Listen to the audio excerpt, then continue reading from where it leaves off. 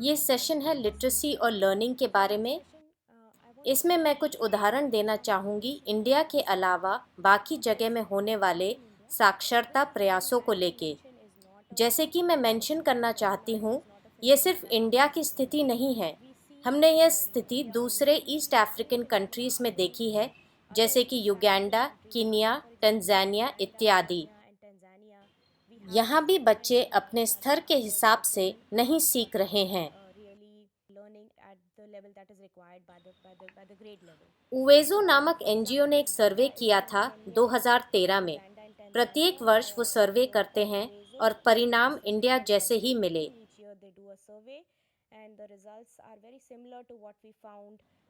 केवल 29% बच्चे ही अंकों वाले सवाल कर पा रहे थे, जिनको तीसरी कक्षा में टेस्ट किया गया था। ये टेस्ट दूसरी कक्षा के स्तर का था। इसी प्रकार केवल 25% बच्चे ही लिटरेसी टेस्ट कर पाए इन 3 देशों के सर्वे में। ये फिर दर्शाता है कि अभी भी बच्चे काफ़ी पीछे हैं सीखने के स्तर में। अगर हम हर देश के डेटा को ब्रेक करके देखें तो हमें मिलेगा कि युगांडा, तंजानिया और केन्या का स्तर काफ़ी लो है।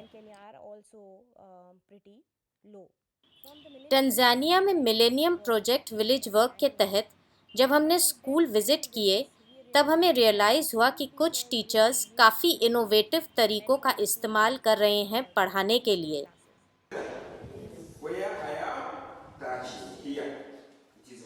तंजानिया में हमने देखा टीचर्स अपने आसपास के संसाधनों का प्रयोग करके काफ़ी अच्छा पढ़ा रहे थे अपनी कक्षाओं में।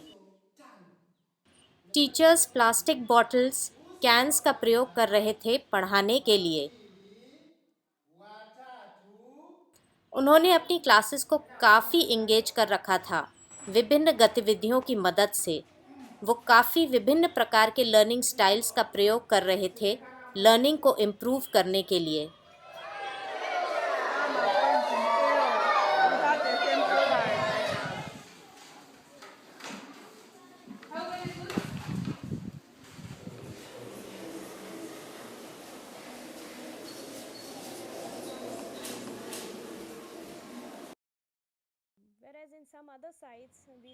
वहीं कहीं ऐसी भी स्थिति मिली जहां टीचर्स ऐसे पढ़ा रहे थे जिसमें बच्चे उतना एक्टिवली इन्वॉल्व नहीं हो रहे थे और ऐसे लग रहा था जैसे वो क्लास का हिस्सा ही नहीं है।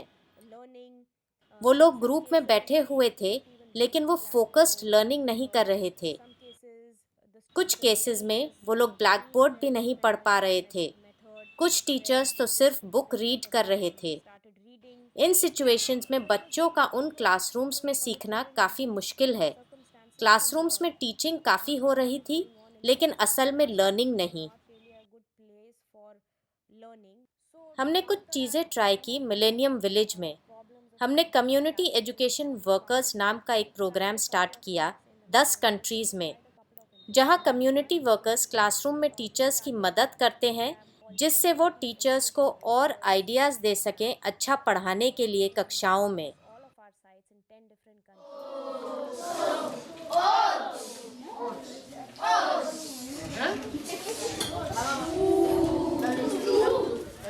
Yasa. Akuti. Bali 2 is it? Tazona to set. Jirekeza mama moto la wili it. Mama moto la wili awe. मोंडामा, मलावी जैसी जगह में तो उन्होंने कम्युनिटी में लिटरेसी क्लासेस भी शुरू कर दिए। उन्होंने विलेज लर्निंग सेंटर्स भी इस्टेब्लिश कर दिए, जहां वो लर्निंग इम्प्रूव करने के लिए डिफरेंट टेक्निक्स का प्रयोग करने लगे। बेसिकली आइडिया था कि कम्युनिटी एजुकेशन वर्कर्स जो कि सेकेंडरी एजुकेशन ग्रेजुएट्स हैं और एजुकेशन में इंटरेस्ट रखते हैं और उसी कम्युनिटी से हैं, उन्हें ही लिया जाए, जिससे वो कम्युनिटी और बच्चों को अच्छे से जानते हों। तो वही बेस्ट लोग थे एज अ वॉलंटियर जिन्होंने कहा, हाँ हम बच्चों की लर्निंग लेवल में बदलाव लाएंगे। तो आप देख सकते हैं कि कुछ क्लासेस झोपड़ियों में हो रही थी, तो कुछ खुले आसमान के नीचे। हमारे पास पक्के मकान भी नहीं थे। और ये जगह भी गांव वालों ने ही डोनेट की और हम क्लासेस कर पा रहे थे स्कूल की छुट्टी होने के बाद और गर्मियों की छुट्टियों में।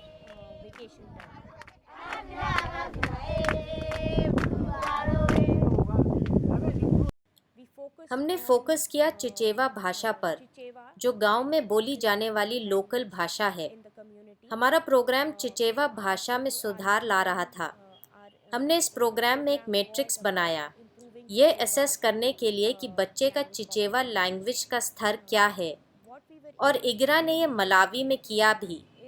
हम 1 या 2 सब टेस्ट ही कर पाए, काफ़ी छोटे सब टेस्ट जिसे करने में 10 मिनट से ज़्यादा नहीं लगे। उन टेस्टों से हमें झलक मिली बच्चों के लर्निंग लेवल के बारे में, जो कि काफ़ी कम था, और हम ये सोचने लगे कि और क्या किया जा सकता है इस स्थिति को इम्प्रूव करने के लिए, चिचेवा लर्निंग को इम्प्रूव करने के लिए। हमने डॉक्टर हेलेन हबादजी के साथ, जो वर्ल्ड बैंक से हैं और एक कॉग्निटिव साइकोलॉजिस्ट हैं, उनके साथ काम किया और लर्निंग लेवल को इम्प्रूव करने के लिए कॉग्निटिव न्यूरोसाइंस की नॉलेज को इंटीग्रेट किया।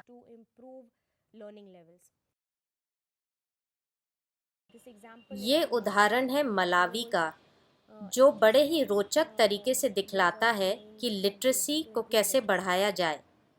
इस प्रोग्राम का मुख्य उद्देश्य था कि इसके अंत में बच्चे चिचेवा के लेटर्स का नाम पहचानने लगें, हर एक लेटर की ध्वनि ज्ञात हो, नए शब्द बना सकें, परिचित शब्दों को पहचानें और पढ़ सकें, सही और धारा प्रवाह पढ़ सकें, और जो वो पढ़ रहे हैं उसे समझ भी सकें। ये कुछ मुख्य उद्देश्य थे चिचेवा लर्निंग प्रोग्राम के, जिसका हर लेसन काफ़ी सहज था। पहला पार्ट स्टार्ट हुआ लेटर प्रैक्टिस से, जिसमें हमने लेटर्स के पहचान और ध्वनि पहचान से शुरुआत की। फिर हमने विभिन्न शब्दों को मिलाया, जैसे म और आ, माँ। इसी प्रकार समान ध्वनि और पहचान वाले शब्द निरार्थक शब्द प्रैक्टिस के लिए मिलाए और फिर अर्थ वाले शब्दों को मिलाकर वाक्य बनाए। ये काफ़ी सहज और सस्ता तरीका था लर्निंग प्रॉब्लम्स को एड्रेस करने का, जिसमें ज़्यादा इन्वेस्टमेंट्स की ज़रूरत नहीं थी और इसे गांव में ही किया गया। ये मौजूदा क्लासरूम्स में भी चलाया जा सकता है, सिंपल लॉजिक फॉलो करके कि कैसे बच्चे सीखते हैं। ये प्रोजेक्ट चल रहा है और दिसंबर एंड में हम डेटा कलेक्ट करेंगे। ये एक सिंपल तरीका है बच्चों की लर्निंग इंश्योर करने का। ये सिर्फ लर्निंग पे फोकस करता है, उन 4-5 चीज़ों पर जो ज़्यादा कॉम्प्लिकेटेड नहीं है। इसे इम्प्लीमेंट करने के लिए ज़्यादा टीचर ट्रेनिंग की भी ज़रूरत नहीं है। हमने बस इस प्रोग्राम को पहले से बनाई गई किताबों के साथ जोड़ दिया। ये एक जल्दी से तैयार किया गया ड्राफ्ट था ज़्यादा प्रैक्टिस के लिए, और हम इसे आगे जाके किताबों के साथ इस्तेमाल में ला सकते हैं कॉग्निटिव न्यूरोसाइंस के कुछ बेसिक प्रिंसिपल्स समझने के लिए।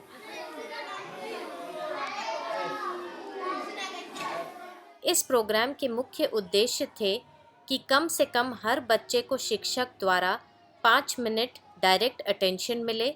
इस प्रोग्राम का सबसे महत्वपूर्ण हिस्सा था संशोधनात्मक फीडबैक। बच्चे लेटर्स छूते और उन लेटर्स की ध्वनि को रिपीट करते जब तक कि उन्हें समझ न आ जाए। हमने अपनी किताबों में काफ़ी बड़े बड़े अक्षर बनाए जिससे बच्चे कंफ्यूज ना हो। ये पहली बार था जब बच्चे ये किताबें पढ़ रहे थे, तो हमने ध्यान रखा अक्षर बड़े बड़े हों और उन्हें स्पष्ट रूप से दिखें, जिससे उन पर वो उंगली रख कर लेटर्स पढ़ सकें और उनकी ध्वनि पहचान सकें। आइडिया था कि शिक्षक भी हर बच्चे पर ध्यान दे और हर बच्चा ब्लैक बोर्ड देख पाए। शिक्षक वॉलंटियर अपॉइंट करें जिससे चिचेवा भाषा आती हो, जो बच्चों को संशोधनात्मक फीडबैक दे पाए जिसकी हम बात कर रहे थे, और ध्यान दें कि बच्चा प्रैक्टिस करे और सीखे क्लासरूम में। हम लेटर बाय लेटर गए और समझने की कोशिश की बच्चा कहाँ अटक रहा है। हमारा आइडिया था बच्चों पे फोकस करना और पता करना कि प्रॉब्लम एरियाज कहाँ हैं और उसको सुलझाना, ना कि कोई किताब या कोई खास तरह का करिकुलम खत्म करना। making sure that we finish a textbook or making sure that we finish a particular curriculum.